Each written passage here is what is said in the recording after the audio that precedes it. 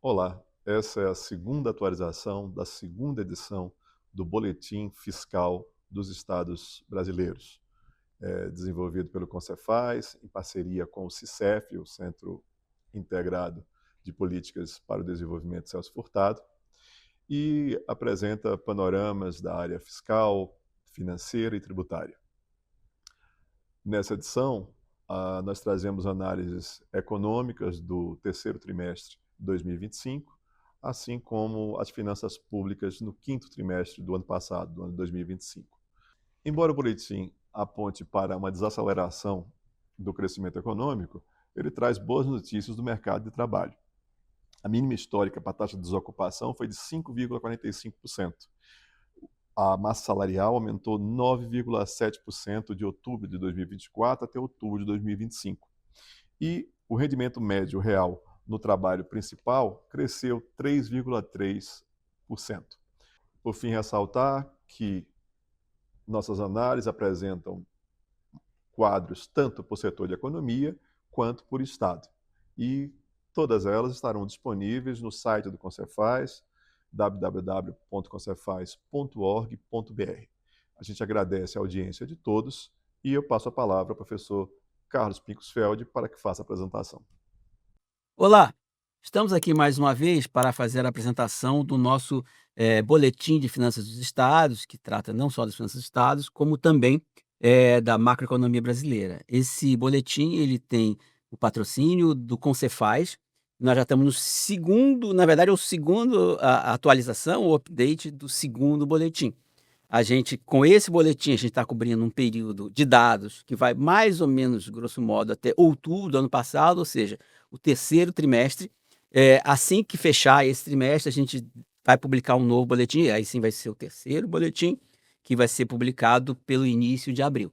Então, até aqui a gente tem um quadro não completo, né? Quase completo, da economia brasileira e dos estados, especificamente, no ano passado, né? Em 2025 até outubro, até o terceiro trimestre. E aqui hoje, ao contrário, normalmente eu faço a apresentação, eu estou dividindo aqui a apresentação com os pesquisadores, com os nossos pesquisadores que metem a mão na massa e, na verdade, produzem esse material, que, aliás, diga-se de passagem, também quero dizer para vocês, vai estar disponível no site do Centro Celso Furtado, www.centrocelsofurtado.org.br. A gente vai deixar na descrição aqui embaixo, mas vocês já podem conferir e explorar essa nossa apresentação baixando o documento na nossa página. Bom, então eu estou aqui com o Guilherme Alusca. Guilherme Alusca, ele é professor do IE-UFRJ. Estamos aqui no nosso...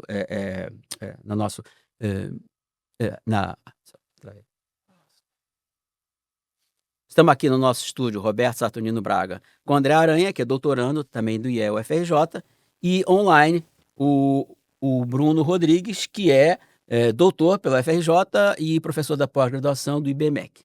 Bom, vamos começar então, vamos começar aqui com o nosso querido Guilherme Alusca.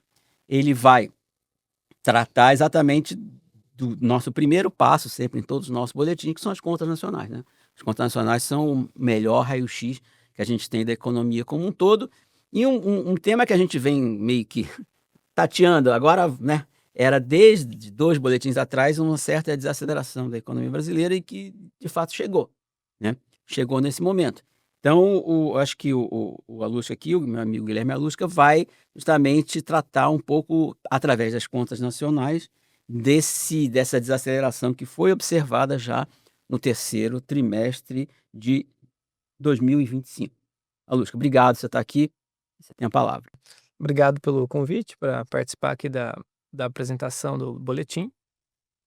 Então, esse primeiro gráfico, ele ilustra a desaceleração da economia brasileira ao longo do ano de 2025. Então, em 2020, recapitulando um pouco, né, em 2023 e 2024, a economia cresceu, em média, 3,3% ao ano.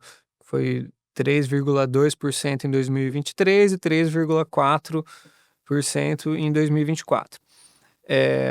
E em 2025 ela tudo indica que ela cresceu menos que isso.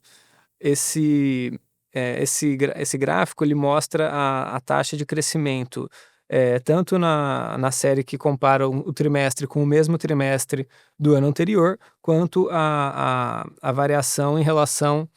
Desculpa, tanto quanto a variação acumulada nos últimos 4 trimestres. E essas duas séries ilustram a redução do crescimento da economia. Então, nos 3 primeiros trimestres de 2025, a economia cresceu 2,4% em relação aos 3 primeiros trimestres de 2024, né? Ilustrando novamente essa desaceleração, tá? E essa tabela, ela mostra o crescimento de cada um dos componentes da demanda do PIB, tá? Então, o que a gente pode ver aqui é que praticamente todos os componentes da demanda estão crescendo menos em 2025 do que cresceram na média dos anos de 2023 e 2024. Então, começando pelas exportações, as exportações tinham crescido em média 5,8% em 2023 e 2024. Em 2025, elas, até o terceiro trimestre, elas cresceram 3,6%. Curioso notar que, apesar do tarifaço, né, dos Estados Unidos ter entrado em vigor no terceiro trimestre, isso não teve um impacto muito grande sobre o crescimento das exportações. Na verdade, se olhar só na série trimestral, o crescimento das exportações até aumentou no terceiro trimestre. Isso aconteceu, acho que em parte porque houve um adiantamento, né, de compras dos Estados Unidos em julho, que já era o terceiro trimestre, né, mas imediatamente antes das tarifas entrarem em vigor. E posteriormente, a partir de agosto, as exportações para os Estados Unidos diminuíram, mas isso acabou sendo compensado por aumentos das exportações para outros parceiros importantes do Brasil, como a China e a Argentina. A política fiscal, que foi bastante expansionista em 2023 e 2024, foi menos expansionista ano passado. Então, a gente pode ver nesse gráfico que o crescimento do consumo do governo diminuiu. Além disso, o investimento do governo também estava caindo até o terceiro trimestre, caindo cerca de 20% na comparação anual. Isso é explicado em boa medida porque o investimento cresceu muito em 2024, puxado principalmente pelo investimento dos municípios, no contexto de eleição municipal. E aí, no ano seguinte, às eleições, você acaba comparando o investimento com uma base de comparação maior. Então, o investimento do governo caiu ano passado. Além disso, as transferências do governo para as famílias, né, que são o pagamento de benefícios sociais, né, como aposentadorias, Bolsa Família, seguro-desemprego, o crescimento desses benefícios também diminuiu, embora continue tendo crescimento positivo. Então, isso tem um efeito sobre o consumo das famílias, tá? Um componente da demanda que segue crescendo a taxas bastante elevadas é o investimento das empresas estatais. Esse é um componente da demanda que depende de decisões discricionárias, né, principalmente do governo federal, porque a maior parte das empresas, as maiores empresas públicas são federais. E o investimento dessas empresas não está restrito pelas regras fiscais, né? Então, é possível expandir o investimento das empresas estatais sem que isso esbarre em alguma restrição de regras fiscais. Então, nos primeiros 9 meses do ano, o investimento das empresas estatais federais cresceu 26% em termos reais, já deflacionado, né? Então, esse é um componente da demanda que continua tendo um estímulo razoável para o crescimento. Bom, e continuando aqui nos outros componentes do investimento, né? O investimento das famílias em construção, na aquisição de imóveis, caiu, muito por conta das taxas de juros elevadas, né? Uma das seções desse relatório traz um estudo mais detalhado, né, dessa relação entre taxa de juros e os componentes do crédito para as famílias, né? O crédito para aquisição de automóveis, para aquisição de bens ou para compra de imóveis. Então, a gente explica que a alta taxa de juros real impactou negativamente o crescimento do crédito para aquisição de imóveis, tá? Bom, e aí o último componente do investimento que falta discutir é o investimento das empresas, né? Esse componente do investimento continua tendo crescimento positivo, o que é explicado pelo fato de que, enfim, a economia continua crescendo, embora ela tá desacelerando, né? O crescimento nesses últimos anos foi razoável para o padrão que o Brasil tem observado nos últimos 15 anos. Então, o investimento das empresas privadas, né, melhor dizendo, não sofreu uma desaceleração muito importante até aqui, tá? Bom, e aí por último, falando do consumo das famílias, né? Nesse contexto, o consumo das famílias também desacelerou, né? Por quê? Bom, primeiro que com a própria desaceleração econômica, a massa salarial acaba crescendo menos. Como eu mencionei agora há pouco, as transferências para as famílias também cresceram menos ano passado, e o crédito para aquisição de bens de consumo duráveis também diminuiu novamente por conta das taxas de juros elevadas, né? Então, Acho que vale a pena, Guilherme, a gente destacar nessa tabela que os espectadores estão vendo aqui, que foi uma queda expressiva. Até esse período foi uma queda de 4,2 na média para 1,4. sim, Então, acho que sem dúvida foi a mais expressiva em termos de redução, sim, sem dúvida nenhuma, e como o Guilherme falou, reflete vários efeitos não muito positivos, né? A desaceleração do crescimento, ela desacelera a massa salarial, desacelera a massa salarial, desacelera o próprio consumo, os juros, como a gente falou aqui, tem também um efeito sobre o consumo a crédito, né, negativo. A gente calcula isso, é um trabalho, quem for ler o nosso boletim pode ver lá que a gente tem elasticidade, como a economia, que relacionam as taxas justamente à demanda por crédito, né, e o gasto com crédito. Então acho que vale a pena a gente destacar, né, que isso foi realmente muito pesado. E como o consumo é um componente muito grande, é o maior é o componente maior componente da demanda, né? da demanda, o maior componente da demanda teve a maior queda, isso em grande medida explica essa redução razoável da taxa de crescimento. Sim. E acho que por último cabe destacar que as importações, mesmo nesse contexto de desaceleração econômica, as importações Se mantiveram, têm né? estavam crescendo 6,2%, o que é uma taxa mais alta que o crescimento do PIB, né?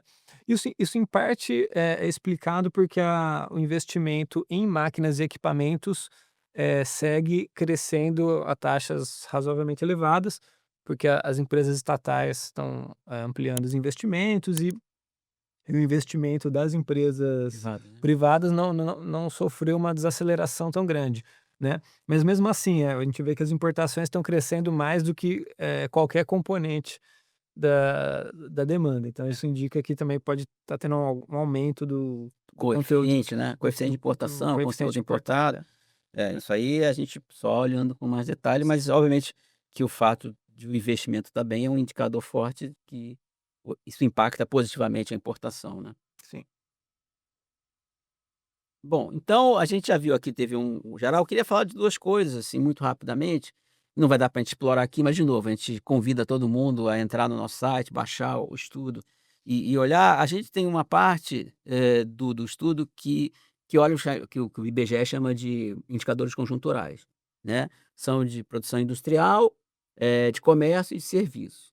E sem a gente está iniciando nesse relatório e vai aprofundar nos próximos uma visão mais, regional desses indicadores. A gente, por enquanto, está olhando por estado, que é um objeto da nossa pesquisa, a gente vai tentar regionalizar esses indicadores, mas, grosso modo, a gente pode dizer que acompanharam, assim, eles seguiram a tendência, com desaceleração ainda. Estamos digamos, não estamos no azul ainda, né, estamos no positivo, porque a economia continua crescendo, menos, mas continua crescendo. Então mesmo a indústria de transformação continua crescendo, o consumo obviamente desacelera, mas continua crescendo, os serviços também. Então os dados que vocês vão ter acesso, quem for nos der o prazer de baixar lá o relatório e observar, vocês vão olhar um detalhamento por estados, né, e esses estados, meio separados por ainda não consolidados, mas separados por regiões, e um comportamento que acompanha bastante bem, digamos assim, o comportamento das contas nacionais, como o Guilherme falou aqui, que são de desaceleração, mas ainda estamos rodando no campo positivo. Acho que um outro ponto, Guilherme, que vale a pena, eh destacar, é que a gente pode dizer que o destaque positivo do ano foi exatamente a desaceleração da inflação, tá. A inflação que durante muito tempo, eu até não estou olhando o WhatsApp não, porque eu sou velho, então tem que olhar o dado aqui bem de perto. A gente teve uma aceleração bem razoável, mas da inflação fugindo, né, porque vocês sabem que tem a meta e tem a banda, ela fugiu disso. E ela convergiu fortemente, teve uma queda, chegou a um limite de 5,53, mais alto, ela vem caindo, caindo, caindo e já estava em 4,46, quer dizer, quase um ponto percentual de queda nesse período. O principal, a gente mostra aqui nesse estudo, digamos, a aceleração que tinha ocorrido tinha sido resultado de um choque agrícola, de produtos de commodities, basicamente choque de commodities, que não era culpa nossa, na verdade, em grande medida era choque de câmbio. E da desvalorização Na cambial. verdade, o choque de câmbio, a gente gosta muito de reforçar isso. O câmbio tem um impacto não só sobre o que a gente importa, o câmbio também tem um impacto sobre o que a gente exporta, porque o preço das coisas é em dólar.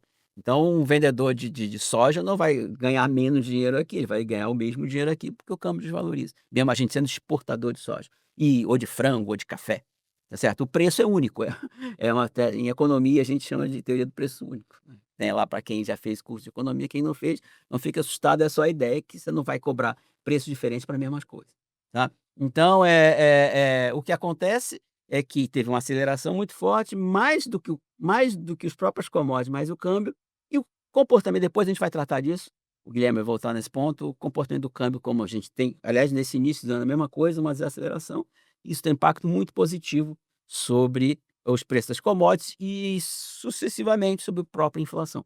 Então a gente pode dizer que o câmbio cumpriu o seu papel histórico de desacelerar a inflação e colocar ela dentro pelo menos da margem, em relação à meta de inflação que o Banco Central persegue, tá. Então acho que se houve uma desaceleração do crescimento, o que não é uma boa notícia, houve uma desaceleração da inflação, o que de fato é uma boa notícia no período passado, tá. Então vou passar agora para o meu querido Bruno Rodrigues, ele vai falar sobre inicialmente, mercado de trabalho, porque o Guilherme mencionou, tangenciou aqui, falou sobre crescimento da massa salarial, crescimento do trabalho, do salário, desculpe.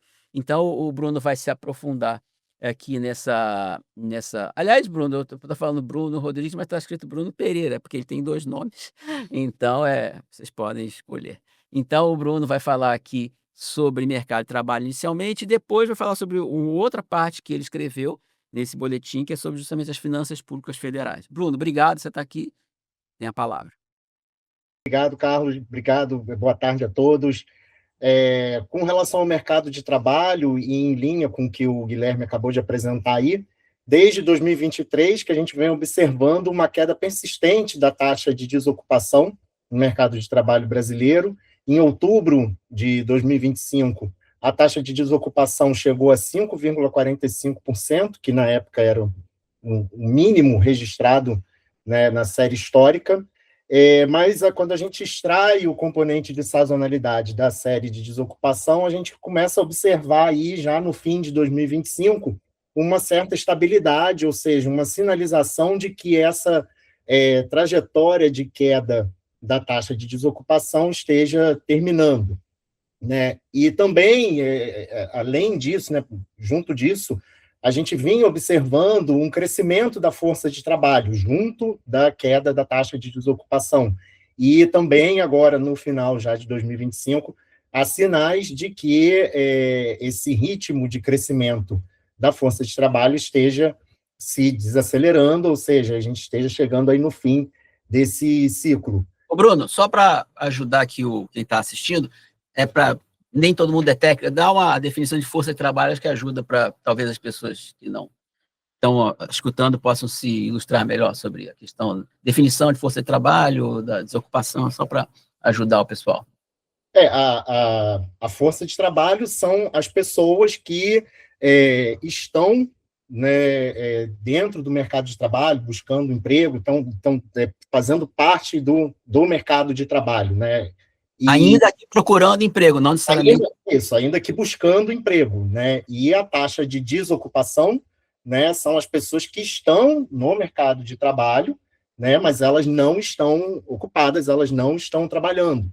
Então, quando a gente fala que essa taxa de desocupação chegou a um valor mínimo dessa série histórica, porque você tem um mínimo, né, uma proporção mínima de pessoas dentro do mercado de trabalho que estão desocupadas. E quando a gente fala que tanto a força de trabalho está crescendo, mas a taxa de desocupação está caindo, a gente está vendo aí que está tendo um aumento de emprego de uma forma geral, né? Porque não é só, a taxa de desocupação não estaria caindo só porque pessoas eventualmente estariam saindo do mercado de trabalho. Não, elas estão entrando, a força de trabalho está aumentando e mesmo assim a taxa de ocupação estava caindo, né? E aí o que a gente está vendo agora é uma desaceleração de todo esse movimento aí dentro do mercado de trabalho. Quando a gente olha o gráfico 12 aí do nosso boletim, vocês vão poder perceber que a parcela ocupada da força de trabalho, e aí, né, linkando com a pergunta que o professor Carlos fez, né, sobre essa relação entre taxa de ocupação e força de trabalho, né, a parcela ocupada da força de trabalho, ela continuou crescendo ainda no segundo semestre de 2025.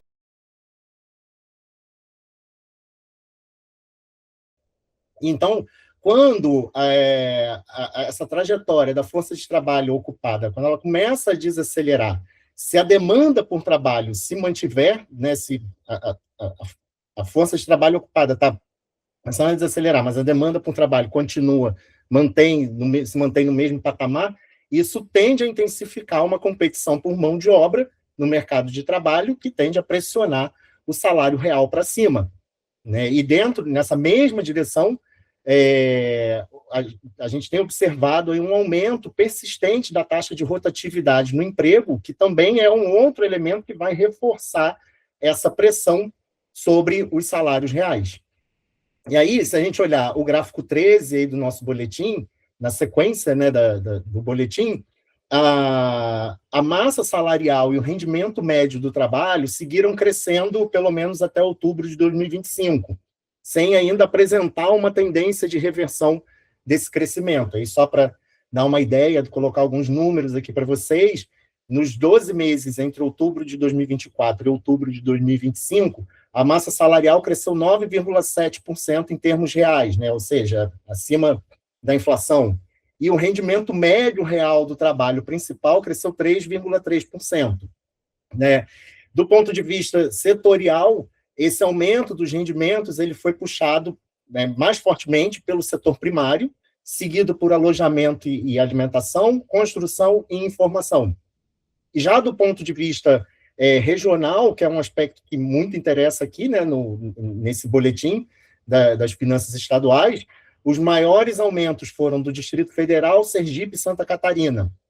Já com relação aos salários reais, em Rondônia, Pará, Piauí, Espírito Santo, São Paulo e Mato Grosso, houve uma estagnação ou até mesmo uma leve retração.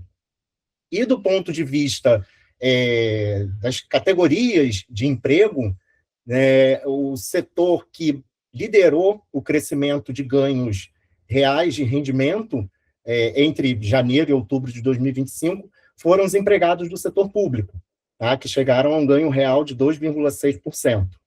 Já os empregados do setor privado com carteira assinada também tiveram ganhos reais de rendimento de 2%, mas o outro lado dessa história aí são os empregados do setor privado sem carteira assinada, porque esses tiveram uma perda de rendimentos reais de 3,1%, enquanto todas as categorias de emprego doméstico, com ou sem carteira assinada, também tiveram perdas de rendimentos reais. Essas perdas foram de 5% a 6,3% em termos reais. E, por fim, para a gente finalizar aqui essa análise do mercado de trabalho, os trabalhadores por conta própria também apresentaram um aumento real, um ganho real nos seus rendimentos de 1,6% aí nesse período aí até outubro de 2025, mas a gente tem que olhar esse dado com bastante cautela, porque o trabalho, né, esse aumento da remuneração dos trabalhadores por conta própria, ele responde muito fortemente à demanda por serviços, ou seja, essa variação, o aumento dos rendimentos desse grupo varia muito de acordo com a quantidade de horas de serviço prestado dentro dessa categoria. Obrigado, Bruno. Só para responder aqui, eu acho que também esses dados vieram bem em linha, digamos, com o quadro geral apontado aqui. Você tem ainda no azul, ainda no positivo, ainda crescendo salário, ainda crescendo massa salarial, emprego, mas desacelerando o crescimento cada vez menor e, como a gente viu ali, o próprio crescimento salarial muito heterogêneo. Alguns setores crescendo, outros nem tanto, alguns perdendo. Então, assim, já não é o ganho salarial, já não é algo homogêneo que vai cruzando todos os setores, todos dos assalariados. Não assalariados e também os conta própria, que a gente já viu crescer. Então, é um quadro bem menos homogêneo, bem menos claro, que acho que em boa medida já revela já esse processo de desaceleração que marca 2025. E aí, Bruno, e sobre as finanças públicas federais? Só fazendo um comentário complementando isso. Isso também mostra que essa redução da taxa de inflação que ocorreu, né, ao longo de 2025 tem muito mais a ver com a valorização do real em relação ao dólar, né, do que com um aumento do desemprego, né? Então, assim, tudo bem, embora a economia tenha crescido menos, o número de postos de trabalho tem crescido menos, o desemprego segue diminuindo, né? É o famoso, é o segredo que ninguém quer falar, que a política do Banco Central de juro alto desacelera a inflação, não por causa de recessão, e por causa de valorização cambial. Exato. Então não é que não é que a inflação não diminuiu porque houve uma recessão que diminuiu muito o crescimento dos salários, né? Foi simplesmente porque no começo de 2025 o dólar estava muito alto e foi valorizando. Foi caindo. E também aqui, não fica claro, a gente não quer uma recessão tão grande que destrua o salário, jogue a inflação para perto da meta e destrua a economia. Na verdade, a gente, o que deseja todo mundo, dos trabalhadores e mesmo em relação ao país, é que exista um balanço razoável entre crescimento dos salários e crescimento, uma vez que o setor externo, graças a Deus, até mesmo por causa do câmbio, está dando uma folga para a gente ter esse crescimento. Bruno, e as finanças públicas federais? No update anterior do nosso boletim, a gente até apresentou uma descrição um pouquinho mais detalhada do regime fiscal sustentável, que está em vigor aí desde 2023.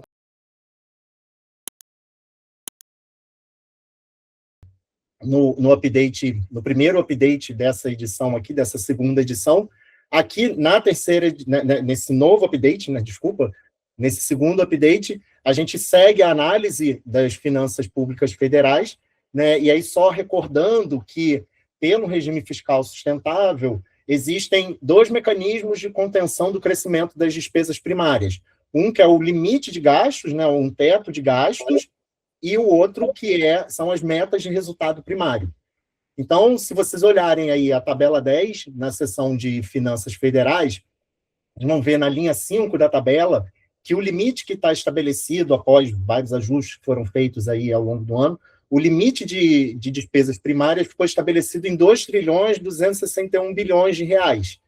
E quando o Tesouro, Tesouro Nacional, quando ele projeta as despesas para o final do ano e ele vê que essas despesas estão ultrapassando o limite, ele tem que bloquear o que está excedendo o limite, ele tem que fazer um bloqueio de despesas para além do limite. Então, até o quarto bimestre, esse bloqueio estava um pouquinho acima de 12 bilhões de reais. Mas na avaliação do quinto bimestre, como ele já vai chegando mais perto do fim do ano, né, ele vai mudando a projeção dele, e aí ele já estava vendo que, com a projeção de despesas primárias que ele tinha, ele reduziu esse bloqueio para 4 bilhões 375 milhões de reais.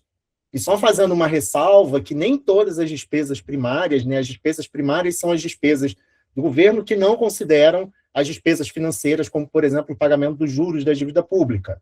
Tá? Mas mesmo dentre as despesas primárias, existem algumas que não contam para o cumprimento do teto, como, por exemplo, as transferências por repartição de receita para os estados e municípios, a complementação ao Fundeb, o pagamento de sentenças judiciais e precatórios que tinham sido retidos por medidas do governo anterior, ressarcimento de descontos indevidos dos benefícios previdenciários.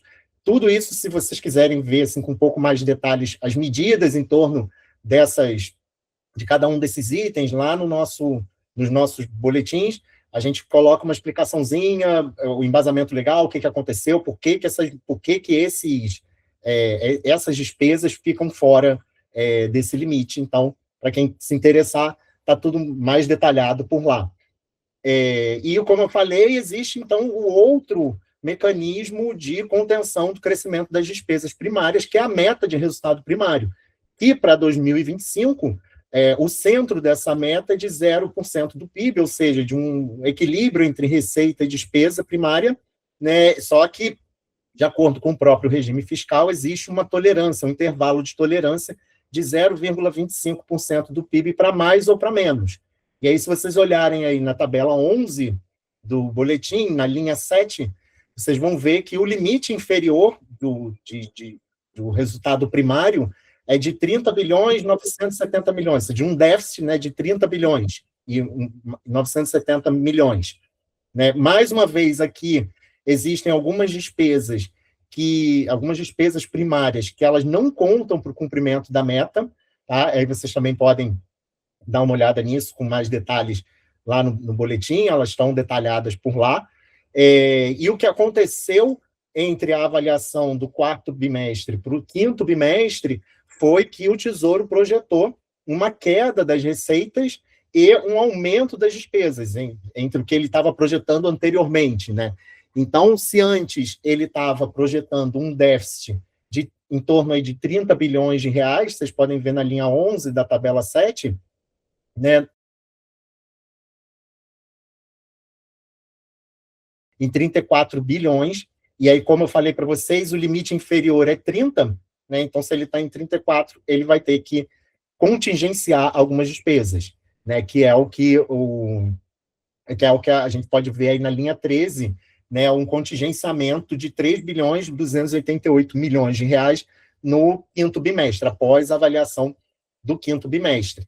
E aí, quando a gente junta o que foi bloqueado, né, os 4 bilhões e pouco, que foram bloqueados por conta do cumprimento do teto, com os 3 bilhões e pouco que foram contingenciados para cumprir a meta de resultado primário, ao todo, ali no finzinho do ano, o governo estava fazendo uma contenção de despesas de 7 bilhões 664 milhões de reais.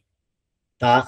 Só para ilustrar aqui para vocês, as maiores contenções são dos ministérios de Portos e Aeroportos, Agricultura e Pecuária, Turismo, Minas, Energias e Cidade, né, em termos absolutos, né, em valores absolutos. Para esse ano de 2026, a meta de resultado primário é de um superávit de 0,25% do PIB. Então, para 2025 era zero, né, era equilíbrio. Para 2026, aí já existe uma pressão aí para um superávit, né, de 0,25%, mas ainda se mantém a tolerância, o intervalo de tolerância de 0,25 para cima ou para baixo, né, que cria aí um intervalo entre 0 e 0,5% do PIB para o cumprimento da meta de resultado primário. Como é um ano eleitoral, já estão previstas aí, já está previsto, né, um aumento das despesas com fundo partidário eleitoral.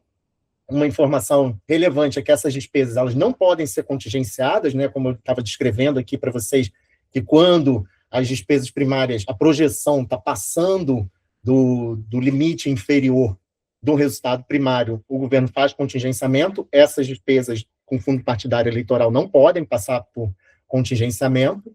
Ficou estabelecido também que o governo vai pagar 65% das emendas parlamentares de execução obrigatória até o fim do primeiro semestre, que é uma medida que está relacionada também com o processo eleitoral, por conta da reestruturação dos Correios, também despesas do chamado Programa de Dispêndios Globais, no limite de até 10 bilhões de reais, que é o que está sendo avaliado como necessário para reestruturar essa empresa estatal, também não vão ser consideradas para o cumprimento da meta de resultado primário. E, por fim, no fim aí do ano, o Congresso aprovou projetos estratégicos de defesa nacional, que é um projeto de lei que tira, todo ano, nos próximos 6 anos, vai tirar 5 bilhões de reais de despesas com defesa do limite de gastos, ou seja, não vai contar para o teto de gastos, vai ficar fora do teto de gastos, porém, essas despesas vão continuar sendo consideradas para a avaliação do cumprimento da meta de resultado primário, né? Com um detalhe que, apesar delas contarem para a meta de resultado primário, o governo não vai poder limitar o empenho dessas despesas, né, contingenciar, etc., por conta do cumprimento da meta, né? Então, é mais uma medida que foi tomada e que vai gerar algumas despesas que não vão estar sendo contempladas dentro do teto da meta. E tudo isso, todas essas medidas de bloqueio, contingenciamento, toda essa contenção e toda a projeção do que fica dentro do teto e o que fica fora do teto vai ter muita relevância para o que já estava sendo apresentado aqui anteriormente, né, que é o efeito do aumento das despesas federais, né, sobre o crescimento da economia, etc., como o Guilherme estava apresentando aqui anteriormente. Então, devolvo a palavra aí para vocês. Obrigado. Essa é uma parte meio, porque tem muita regra, né? Para nós, mas tem regra do teto, tem regra do primário, também tem a regra de ouro, então o que não falta é regra, e para destrinchar isso, a gente espera ter ajudado as pessoas que estão nos ouvindo e nos vendo tantas regras assim. Agora, a gente falou bastante de câmbio, que o câmbio valorizou, acho que passar de novo para o Guilherme aqui para falar exatamente sobre isso. Câmbio e setor externo, que foi tão positivo, digamos assim, para o desempenho da inflação no período. Sim. Bom, o balanço de pagamentos do Brasil, ano passado, teve um padrão que manteve o padrão, né, que a gente tem observado nos últimos anos, que é um grande superávit na balança comercial, ou seja, apenas no comércio de bens, um déficit de serviços, certo? Então, quando soma, né, o comércio de bens e de serviços, isso resulta um saldo próximo de zero, né? Porém, nós temos um déficit grande na chamada conta de renda primária do balanço de pagamentos, que é basicamente a conta que contabiliza o pagamento de juros e dividendos, o que você envia para o resto do mundo e o que você recebe do resto do mundo. Então, o Brasil é bastante deficitário nessa conta. Historicamente, e a conta de renda secundária, que são as transferências unilaterais, no caso do Brasil, não tem um peso grande. Transferências unilaterais, basicamente, são pessoas que moram fora do Brasil, imigrantes que mandam e pessoas que estão no Brasil que mandam para fora. Então, no Isso. Brasil é positivo, né? Normalmente é É positivo, positivo, mas não. mas não é tão expressivo É. assim. Então, juntando tudo isso, nós temos um saldo, tudo isso o quê? Né? Um saldo próximo de zero, juntando o comércio de bens e serviços, um pequeno superávit nas transferências unilaterais, e um déficit grande na conta de rendas primárias. Então, nós temos, juntando tudo isso, temos um déficit em transações correntes, né?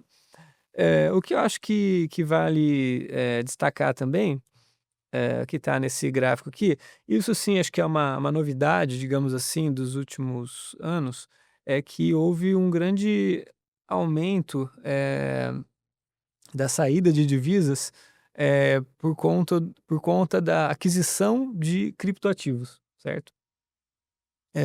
Então esse gráfico mostra que essa conta, essas despesas não Conta de tinham. capital, não é isso? Isso, então, isso. É bom explicar para porque deixa eu não só para porque são 3 contas, na verdade ele está falando de transações correntes, a conta financeira que é a entrada e saída, digamos, de capital aqui, mas tem uma terceira conta, aonde estão esse tal dos criptoativos. Vocês ficam pensando que criptoativo é só criptoativo, não, tem dólar por trás do criptoativo e bastante, né, você vai falar. Sim. Então, a conta capital, ela registra, ela historicamente registra, transações que não têm um peso tão grande, né, como aquisições de terras, né, ativos não financeiros não produzidos, né, mas, o Banco Central teve que pensar onde que ia registrar Criptomoeda. essas despesas com criptoativos, né, que estão passando a ter um valor expressivo, né.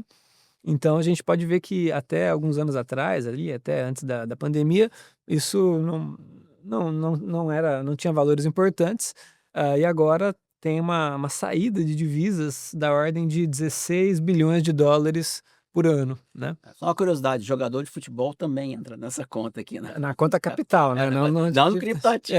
o Mas passe espaço de jogadores é. quando entra também entra no tal dessa conta de capital, mas que está ficando muito negativo agora por causa dos nossos Isso. criptoativos. Então, assim, resumindo, né, isso aumenta a quantidade de dólares que temos que financiar na conta financeira, certo? Exatamente. Você tem que somar isso que sai com o déficit nas ações correntes para Isso. ser financiado na conta Então financeira. isso aumenta a necessidade de receber investimentos para financiar o déficit combinado de transações correntes e da conta capital, cujo déficit está maior por conta dos criptoativos. Bom, então esse último gráfico aqui mostra as fontes, né? Vamos chamar assim, as fontes de financiamento que são registradas na conta financeira do balanço de pagamentos. Então, o Brasil, ele historicamente recebe bastante investimentos externos diretos, que são investimentos, basicamente, investimentos onde a empresa participa da administração do negócio, certo? Além disso, então, ano passado recebemos, até outubro, né? Recebemos cerca de 50 bilhões. Líquidos, né? Esse valor é líquido. É líquido, Na verdade, você tem. É. Obviamente, como todo mundo sabe, tem muito mais multinacional estrangeira aqui do que brasileira fora. Então, isso é líquido em geral. o que Mas tem sido muito expressivo. é o investimento que a gente recebeu menos o investimento que a gente fez no exterior. Bom, então recebemos, em termos líquidos, cerca de 50 bilhões de dólares de investimento externo direto, cerca de 10 bilhões de dólares em investimento em carteira, né? E aí aqui entram a compra de ações e de títulos da dívida pública, né? Então, quando o Banco Central aumenta os juros, né, para controlar a inflação, isso acaba gerando uma entrada de dólares, uma parte disso nessa conta de investimentos em carteira, porque torna os títulos públicos mais atrativos, e isso contribui para apreciar o real em relação ao dólar e contribui para diminuir a inflação, tá?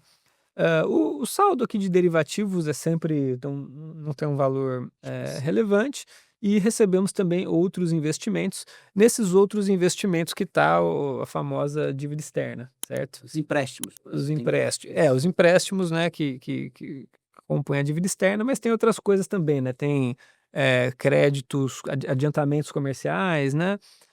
E depósitos que residentes têm fora do país ou que estrangeiros têm aqui no Brasil, tá? Inclusive, uma das sessões do relatório traz um estudo, né, mais aprofundado para mostrar como que esses investimentos reagem, né, a mudanças no diferencial de juros entre o Brasil e os Estados Unidos, né? Então, para mostrar, vamos dizer, por exemplo, se o Banco Central aumenta a taxa Selic, quanto que isso gera de aumento de investimentos em carteira, de investimento externo direto, de outros investimentos, né? Sempre lembrando, de novo, que esse é o mecanismo principal de combate à inflação no Brasil. Sim. Você torna mais atrativos os ativos internos, valoriza o câmbio, como a gente viu, faz uma redução expressiva da inflação. Sim. Esse ano deu certo. E, inclusive, um resultado que me surpreendeu um pouco é que o investimento externo direto é bastante sensível, né, ao diferencial de A gente juros. pode ver até tratados, vamos combinar aqui a gente É. fazer um programa específico sobre juros e investimento direto externo, porque eu acho que é a coisa central no Brasil, mesmo que a gente já viu.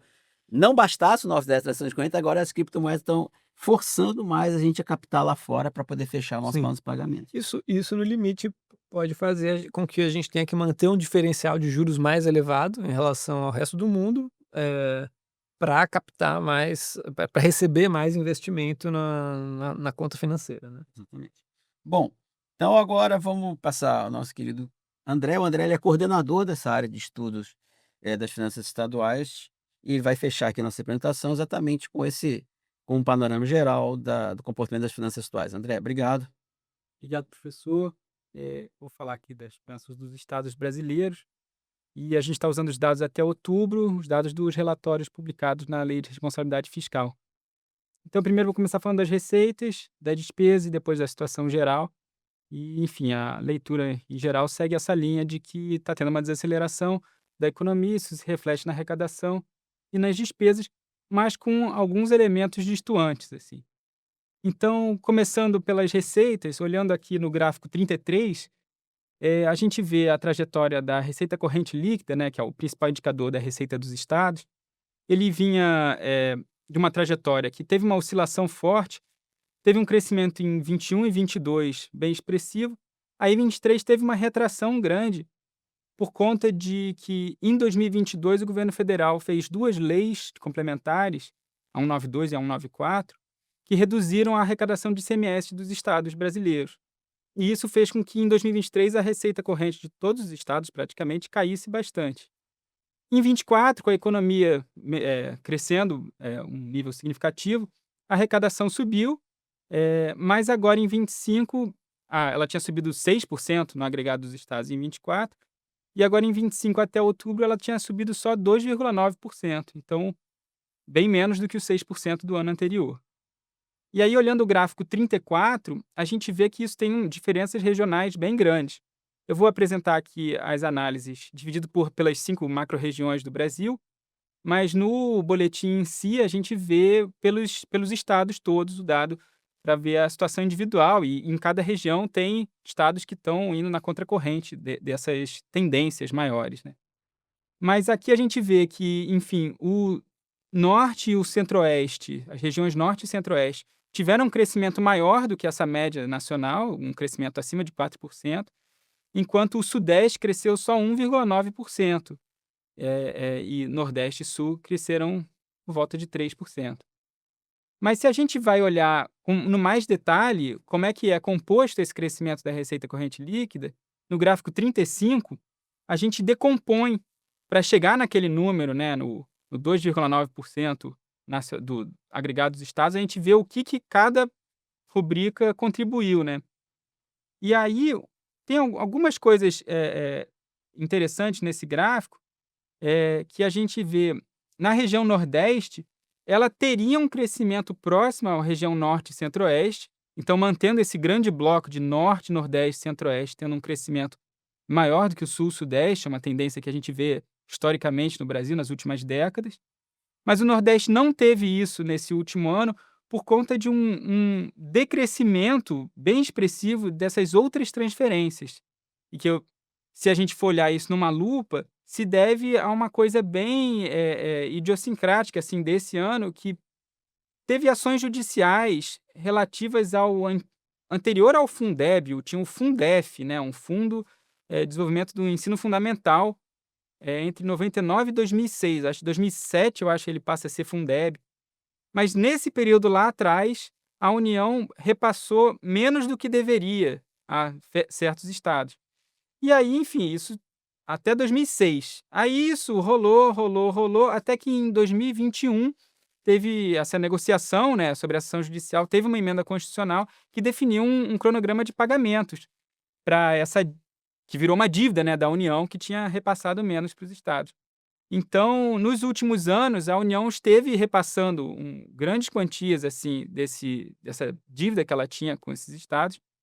E aí, quando ela termina de passar, e ela terminou de passar em 2024 para alguns estados grandes no Nordeste, em 25 não tem essa transferência, e aí aparece essa queda, né? Mas é uma queda, enfim, que é mais contábil, porque do resto as receitas estão crescendo bastante. Então, o Nordeste, em suma, tirando esse fato de que ele tinha ganhado essas transferências em 2024 e não ganhou em 25, ele está seguindo o rumo do Norte e do Centro-Oeste, nessa tendência nacional. Enquanto isso, no Sul e Sudeste, os valores, né, da receita cresceu 1,9% no Sudeste e 3,1% no Sul, mas também é importante a gente perceber que boa parte desse crescimento se deve não a receitas tributárias ou outras receitas, transferências, mas se deve a rendimentos de aplicação financeira. Então, isso é que esses estados acumularam caixa e, com a Selic muito alta, esse rendimento financeiro está sendo expressivo para o estado. Então, isso não tem a ver com a atividade econômica dali também, isso decorre da macroeconomia com os juros altos. É curioso que os juros altos têm um efeito muito heterogêneo sobre os estados, né? Porque os estados endividados, para eles a situação piora, mas os estados que têm dinheiro em caixa, a receita aumenta. E os que estão endividados com taxas fixas com a União não são afetados, né, no lado passivo. Mas os que estão, que varia também, enfim, eu vou chegar na parte da dívida, mas tem esses efeitos super heterogêneos, né? No Sudeste, de um crescimento de 1,9% da receita corrente líquida, 1,1% é explicado por esse caixa rendendo rendimento financeiro, né? E, no mais, olhando o gráfico 37, a gente pode olhar, dando um zoom assim, nas receitas tributárias, que tem mais a ver com a atividade econômica, e que também teve muito a ver com o crescimento de alíquotas nos últimos anos do ICMS, né, subindo a taxa do imposto. Isso ocorreu em reação àquelas leis que eu citei, da 192 e 194, mas a variação do ICMS nesse ano de 2025, ela teve mais ou menos homogênea no país, ao redor de 2,5%, em termos reais, né, sempre descontando a inflação aqui nessa análise. Mas no Sul ela foi muito baixa, o crescimento do ICMS no Sul foi só de 0,5%. Então, isso mostrando também as dificuldades da atividade econômica de se manter nesse ano. Para além das receitas correntes líquidas, né, que eu estava analisando, é preciso olhar no gráfico 39 as receitas de capital, né, que são, em geral, alienações, né, vende um ativo público ou uma operação de crédito ou, enfim, coisas mais extraordinárias. E aí a gente vê um volume grande de operações de crédito sendo feitas nas regiões Norte e Nordeste, então que vai na contracorrente desse processo de desaceleração. Esses estados estão captando, né, estão criando dívida, e isso se reflete também porque eles estão numa situação fiscal bem mais positiva, assim, em termos de da capacidade deles futura de pagamento dessas dívidas que eles estão contraindo, e que se refletiu na CAPAG, né, que é um índice que a Secretaria do Tesouro Nacional faz para classificar a saúde financeira, né, das contas públicas dos estados, e que no Norte e Nordeste estão muito bem nessa classificação. Então, essas operações de crédito têm um porquê, assim, uma explicação para elas serem possíveis nesse momento. E elas vão se refletir em investimentos, né, em geral, são operações vinculadas a um programa de investimentos. A gente vai falar isso nos investimentos. Outra coisa digna de nota é que teve, também operações no Sudeste, né, que são relacionadas a receitas de depósitos judiciais também, que o Estado conseguiu adquirir essas receitas e foi significativo. Isso também não tem a ver com a atividade econômica em si.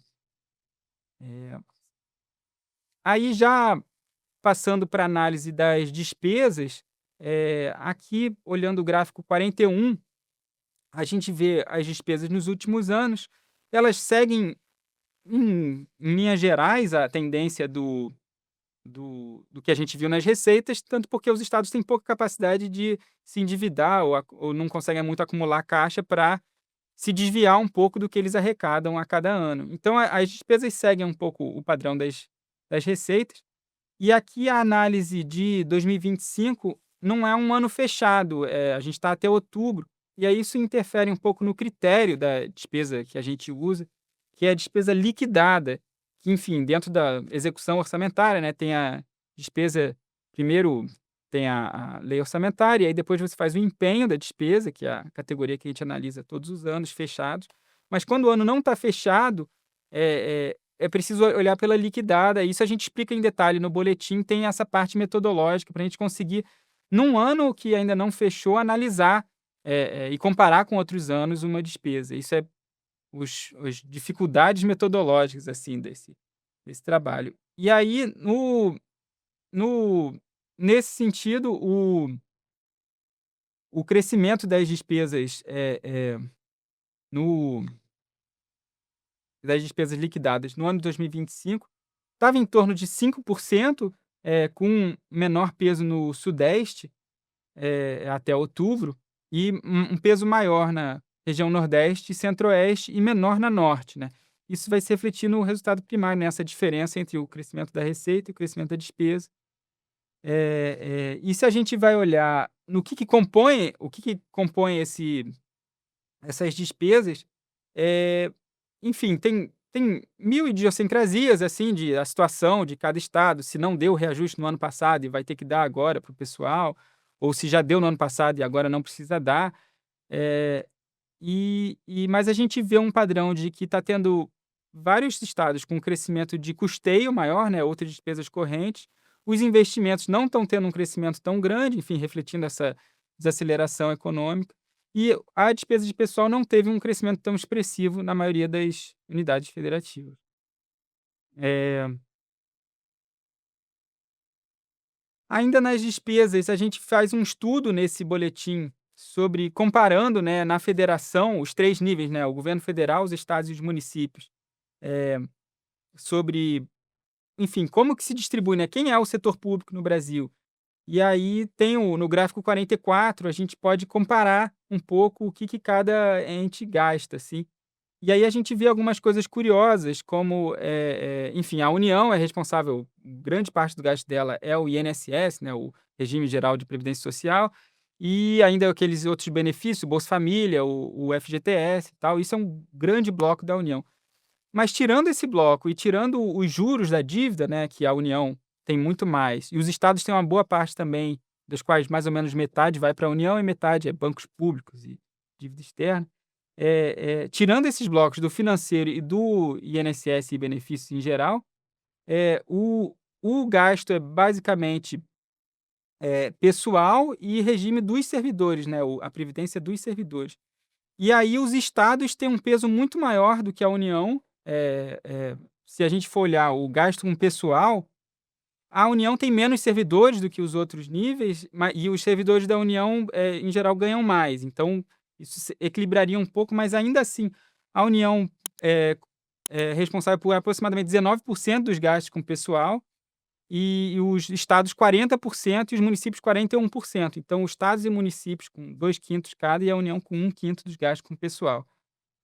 E o regime de servidores, ele é um pouco proporcional a esses valores do gasto com o Estado, que a previdência, né, dos servidores públicos é paga não é no INSS, né, ela é paga pelo próprio ente público. E ela é grande também nos estados e um pouco menor na União. Isso é um estudo que a gente fez nesse boletim, né, nesse segundo update, sobre esse retrato assim da federação. Ainda nas despesas, olhando os investimentos, no gráfico 45 a gente vê a trajetória deles nos últimos anos em comparação com a União. E a gente tinha visto os estados acelerarem, né, como o Guilherme tinha colocado, né, os estados e municípios aceleraram muito, a gente fez um estudo disso no boletim passado. E aí agora com esses dados de 2025 até outubro, a gente vê, enfim, mantém esse padrão da União atrás dos estados, mas ambos desacelerando bastante, assim. Se os estados gastaram 9% da receita corrente líquida com investimentos em 2024, em 2025 estava em torno de 6%. Enfim, ainda mantém um nível alto, mas já caindo bastante.